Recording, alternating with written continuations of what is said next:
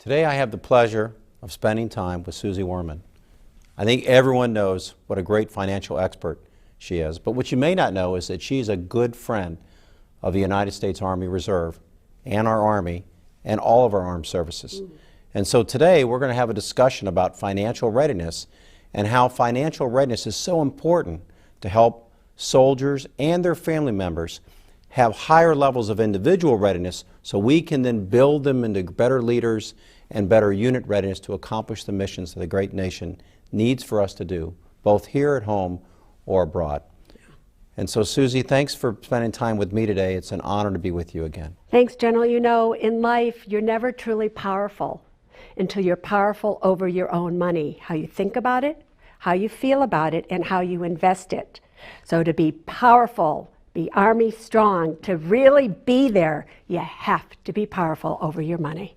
Well, as we talked last time when I saw you in New York, you know, Army strong means you certainly want to be money strong. Yes. And so what we find is both the soldiers and their family members, like so many across the nation, are struggling with how do they ensure that they are properly prepared and are equipped to make the right decisions in finances. And we have a few questions that we've asked from the field, so to speak, from soldiers and their families. And I'd like to maybe share those with you and see if we could get some of your leadership and some of your expertise to them through this broadcast. See what we can do. Go for it. Well, I'm going to start with one that's more philosophical. And so right before this, I think I mentioned to you coming down, is I had a meeting with Secretary Wada, who is the Assistant Secretary for Manpower and Reserve Affairs for the United States Army. And she knew that you and I were going to have this activity going on. And I said, you know, Madam Secretary, is there a question you'd like to ask Suze? And so we talked about the challenges of keeping up with the Joneses. And what she meant by that is how people look at others and they have nice cars and they have nice homes and they seem to be doing quite well on the outside. But in reality, they're leveraged to the hills financially. And so she was curious if you had any thoughts on how to help soldiers and their family members be more moderate as they make those important financial decisions on when and where they spend their money. Now, you know, what's so strange is when you're overweight, everybody can see that you're overweight. When you are in debt and you have absolutely no money, you can look like one of the richest people around.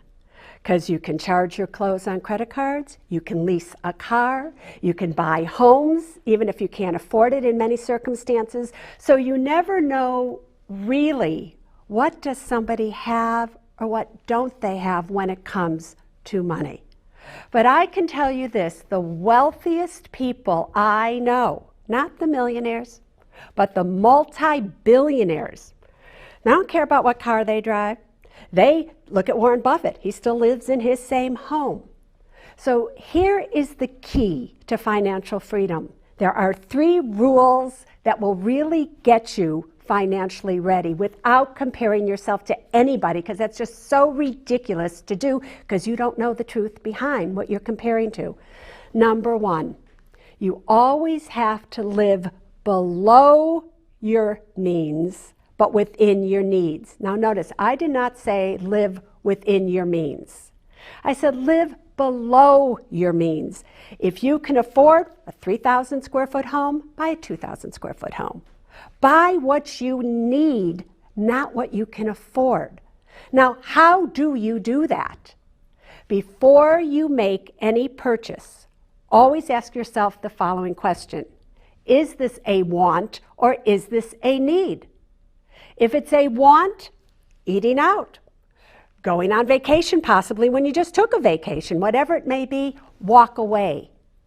Only spend money on needs. Needs are food for the home at a grocery store, gasoline that you put in the car to go to work. Those are needs. If you lived below your means but within your needs, doing so by only buying needs, not wants. And the third thing, get as much pleasure in saving as you do spending. If you just did those 3 things, I promise you, your money will come right into sync where you want it. And it will give you so much pleasure out of saving money. You know, even to this day, obviously I'm an extremely wealthy woman. When we go to the store and we do coupons and we come out and go, look, we just saved $36. I can't tell you the joy that that gives us. And now that I have money to buy anything I want, I don't even want it anymore. It seems, you know, General, you only want things that you can't afford, as if that's what will make you feel happy. It won't. It may give you a temporary, you know, high, but when you get the bill, it doesn't. So bottom line, stop spending money you don't have to impress people you don't even know or like. If you can just remember those things, you'll be fine. Well, that's great advice, not only for myself and for all of our soldiers and members of the armed services that are listening. Well, I'm going to give you some specific questions, and I'm going to mention their names. So Thomas Lynch asked us to ask you the question, how do I prepare for retirement beyond my 401k contribution?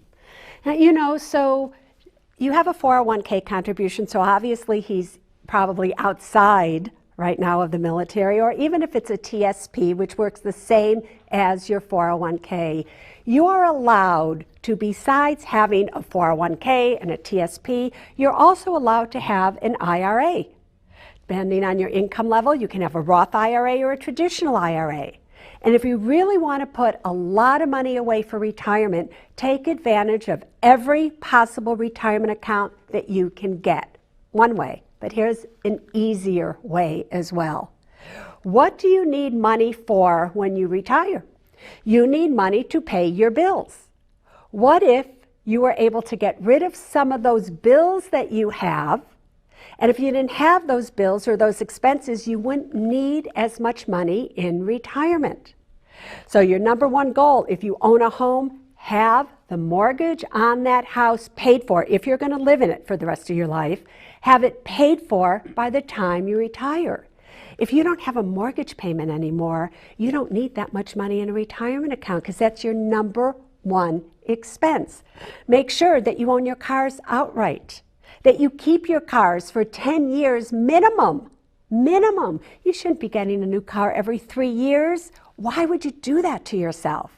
Make sure that you're totally out of credit card debt and that you have the right type of insurance in force and in place so that if anything happens to you, you don't end up with all this debt because you didn't have enough money to pay for your medical bills or your dental bills or whatever it may be. There's a really easy way to do all this if you just, go back to my first question, continue to live below your means but within your needs. Do the wants versus the needs. Get rid of those wants and just do your needs. You'd be amazed at how far your money will go.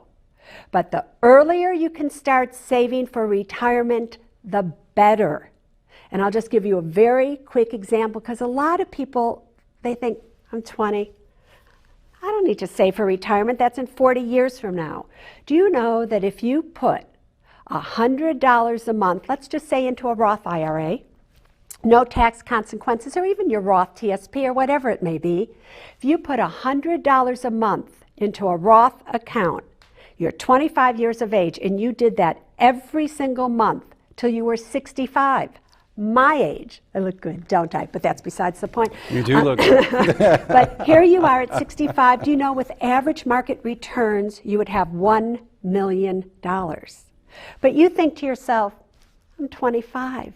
I'm so young. What difference can $100 a month make? That's $1,200 a year. What if I waited till I was 35? That's only a difference of $12,000. What's the big deal? I'll wait. Do you know if you started at 35 and put $100 a month in every month till you were 65, you'd have only $300,000. Those 10 years cost you $700,000 at $100 a month. Think about that. Everybody out there can save $100, $200, $300 a month or whatever it is. The earlier they start, the more they will be financially ready and prepared when that retirement date does come. So I'm going to deviate and add to that last question just a little bit. So it sounds like the real challenge is, or for all of us, is we have to have some sort of discipline associated with our finances. So from your personal experiences, how was it in your life that you learned to develop that financial discipline, whether it was associated with savings or it was controlling or being more certain of the type of needs versus wants spending you've been doing? I learned it by making serious mistakes, by blowing it, by wasting the years. You know, it would be great if I could sit here and say to you, yeah, I started at 25. I did this, but you have to remember at the age of 30, I was still a waitress making only $400 a month, having been a waitress for 7 years. So I didn't learn these things because somebody taught them to me. I didn't write my first book till I was 45. So I'm lucky that I was able to accumulate all of this money since the age, over the past 20 years, since I was 45. But I learned from the mistakes, saying, why didn't I do that then? So I can talk to everybody from experience, and I can tell you, if only I could turn back the hands of time and do it right from the beginning, would I? You betcha I would. But we all learn in our own ways, so hopefully people can learn from my mistakes, from other mistakes. If you're disciplined enough to be part of the armed forces, if you're disciplined enough to know how to follow commands when you're given them, which you all are, you're disciplined enough to be your own squadron, to be the general of your money and deploy it where it needs to go, not where you want it to go, where it needs to go. And hopefully one day where it needs to go is where you will want it to go. Well, that makes me happy because it's all about preparing to fight, deploying, and meeting the requirements of national security. And Yes. That's what you're really talking about with respect to money when you say be a general over your money. That's right. And so, and the other message that I think that you just conveyed to me and to everyone that's listening to this is it's never too late. Yeah. And so that's great. The next question, if you're ready. I'm ready. All right. I was born ready. Carrie Finn asked the following question. How do we get out of debt fast without falling prey to crazy high interest rates and payday loans? So what determines the interest rate that you pay on anything? Car loans, home mortgages, credit cards, is this 3-digit number known as a FICO score. FICO scores come from myfico.com. You can go there and get them. They're about $20 each. If you have a Discover card or some of these credit cards, they give it to you for free. So what you have to understand is FICO scores run from 300 all the way up to 850. The higher your FICO score, the lower your interest rate. The lower your FICO score, the higher your interest rate. The only reason you would ever use a payday loan or something like that is because you can't get a credit card because you have such a low FICO score. So you have to start working on your life to get a higher FICO score. So how would you do that? You would get something known as a secured credit card, where you would put maybe $500 into it, and you would use that credit card, and that would report to the credit bureaus, which would give you a FICO score, and it would start to build. If you're spending money that you have to go to a payday loan company, something is radically wrong with your own discipline. There should be no situation that you are in that's what you have to do to get money. I don't care if you have to work 3 jobs, 4 jobs. I don't care what you have to do in terms of the energy output. But to take the easy way out and go to a payday loan company, no way. So the easiest way to get out of credit card debt, stop spending money. If you have credit cards that you still have a little amount of money left on, cut them up. Don't use them. Go to an entire cash basis. Once you have a good FICO score, do balance transfers to credit cards that are at a 0% interest rate. You can do that, but you yourself have to have a good FICO score and good discipline to take advantage of what's out there for you. You might want to check into credit unions, because credit unions have lower interest rates on their credit cards than many credit cards than you can get out there. But there are so many credit cards today that you can get a balance transfer and 21 months at a 0% interest rate. If you can do that, that's how you get out of credit card debt. Carrie, I hope you were paying attention to that answer. That was a great answer. So the next question I have is from Fort Family. So Fort Family is a wonderful, I'll put a plug in for Fort Family. It's a great organization within the Army Reserve that provides 24/7 one-stop shop for family members to get any issue that they're having resolved by professionals. And so they really do work wonders for our soldiers and their families. So from Fort Family, they say, how can I get approved for a mortgage loan with some bad credit? So it may build upon what you just answered. Yeah, do yourself a favor and you don't get a mortgage when you have bad credit. Let's get real here. Why do you have bad credit?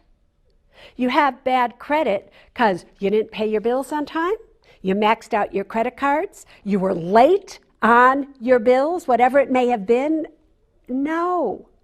They're doing you a favor if you don't qualify for a mortgage, rather than looking at that and going, oh, look at that as, oh, they are saving me from getting into a situation that I could get financially hurt. General, you would not send people out into the battlefields if they were not properly trained with the right gear and the knowledge to protect themselves and every single person that was on that field with them. The same is true with your money. When somebody is saying you are not ready yet to go to financial battle, listen to them. If somebody is saying you don't qualify for a mortgage, don't figure out how you go around the system and get somebody to co-sign for you and do that. Wait until you deserve a mortgage. You deserve a mortgage when you have a good FICO score. You deserve a mortgage when you have at least 20% to put down on the price of that home. You deserve a mortgage when, besides the 20% to put down, you have an 8-month emergency fund. You deserve the mortgage when you can afford the mortgage, the property tax, the insurance, and maintenance. Then you deserve it, and especially if you have a solid job. If you don't have all those things going for you, don't buy a home. And just because everybody's buying a home, didn't we learn this lesson? Have they forgotten about 2007, 2008, 2009, when everybody was losing their homes? Homes were underwater, people were having to walk away, and everybody was saying, oh my God, I'm never going to buy a home again. It can happen again. It happened once, it can happen again. So until you are ready, till you are mortgage ready, till you are financially strong, you don't get a home. So if they're saying you can't qualify for a mortgage, you better listen to them.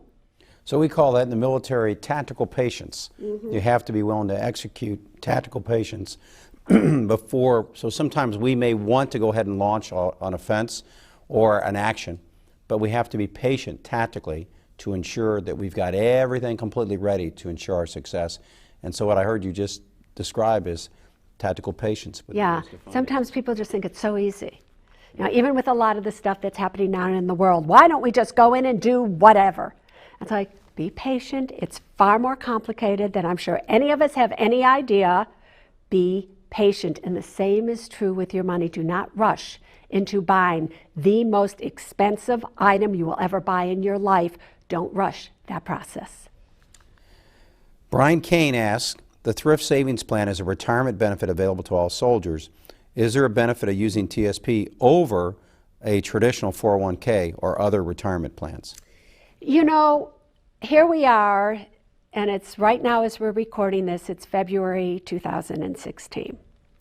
And for the armed services, your TSP currently does not match your contribution. It does for civilian. Now in 2018, that will change, but we're not at 2018 yet, and as I answered previously, every month, every year counts right now.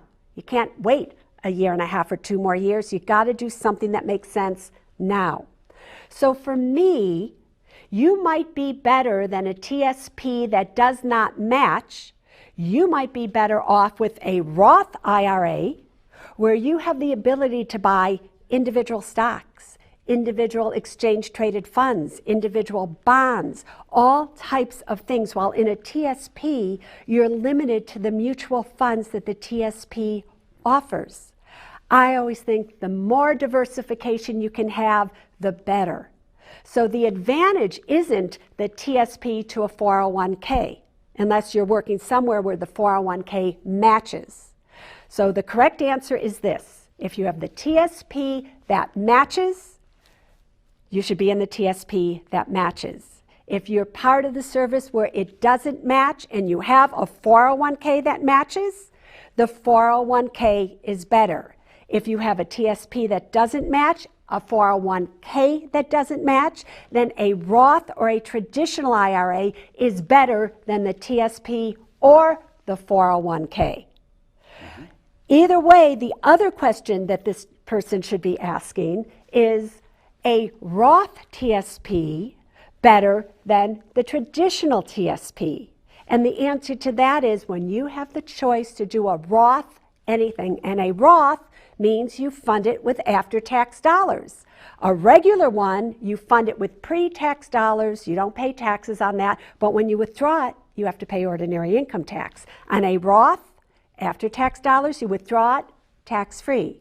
Whenever you have the chance, and I don't care how much money you're making, always opt for the Roth TSP, the Roth 401k, or if you qualify, a Roth IRA is a better way to go. So Susie, this next question is from Brian Peterson. Brian asks, as a reserve soldier, how does one prepare financially for a deployment when there are children in the picture? Well, the first thing, believe it or not, especially if you're being deployed, everybody always talks about how much money should I have, what's my emergency account, what should I do? One of the most important things, especially when you're serving, is do you have a will? Do you have a living revocable trust? Do you have an advance directive, a durable power of attorney for healthcare? Do you even know what I'm talking about? If you really want to protect your family, protect them first if something were to happen to you, and make sure everything is in order. Because you know, General, what most people don't understand is that minors cannot inherit money.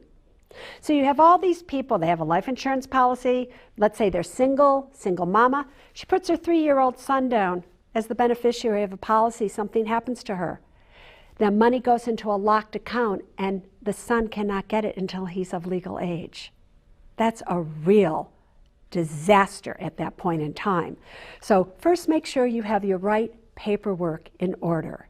Next, do you have the right insurance in place? Do you have enough insurance in case something were happening? You know, a lot of times people think, well, I only need $50,000 a year to live on, so I'll have $50,000 of insurance. Wrong. You need enough money in insurance that if you got that death benefit and it was invested, it would generate $50,000 a year of income for your family so that they can live on that every year for the rest of the time that they need to. You need to make sure before you are deployed that all of your loose ends of the what-ifs of life are tied up. You always have to hope for the best, but you have to plan for the worst. That is number one. Number two, have you left the people that are at home? Have you made them financially ready?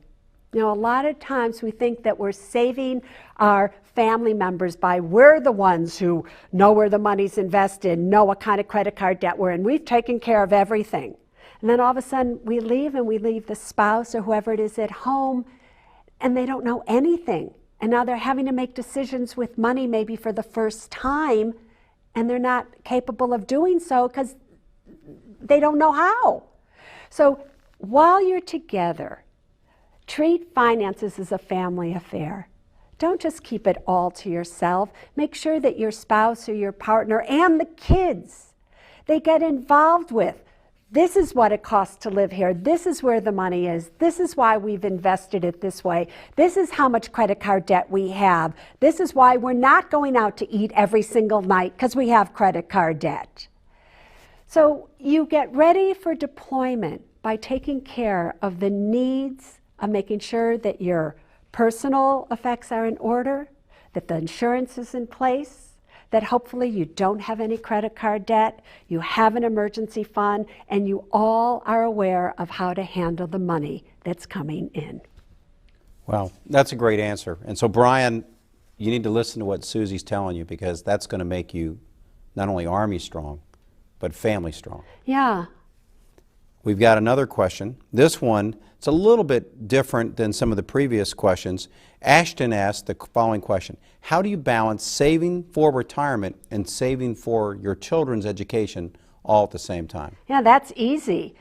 You know, if you're not fully funding your retirement account, if you don't have an 8-month emergency fund, if you don't have the money to buy a home, but yet you want to buy a home, and yet you're worried about funding your kids' college education, I think you have your priorities absolutely wrong.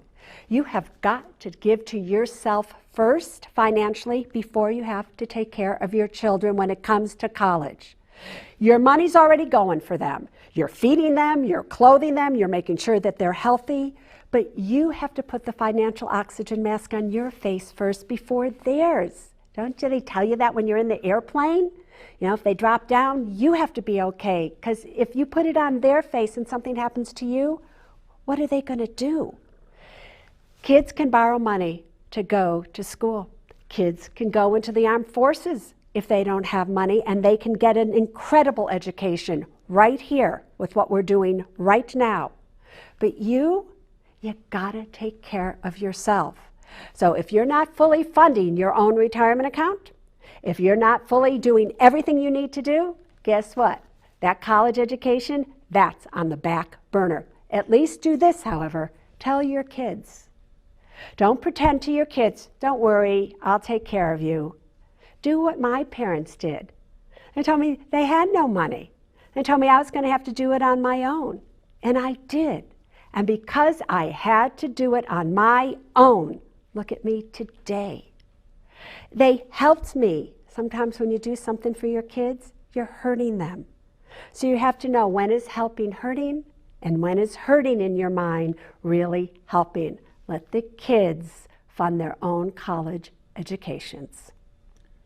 Susie, what I want to do is end our discussion today, unfortunately, by just reminding everybody that's listening to this great engagement on financial readiness, to remind them that what I tell all the soldiers in the Army Reserve is focus first and foremost on being leaders in your families, and then leaders in your communities, and then leaders in your civilian occupations, because these are citizen soldiers. And don't worry so much about the soldier piece, because if we get the first three right, we'll get a soldier for life. And the advice and the guidance you've given today, they'll keep them soldier for life. Thank you. You are most certainly welcome, General. Thank you. Thank you.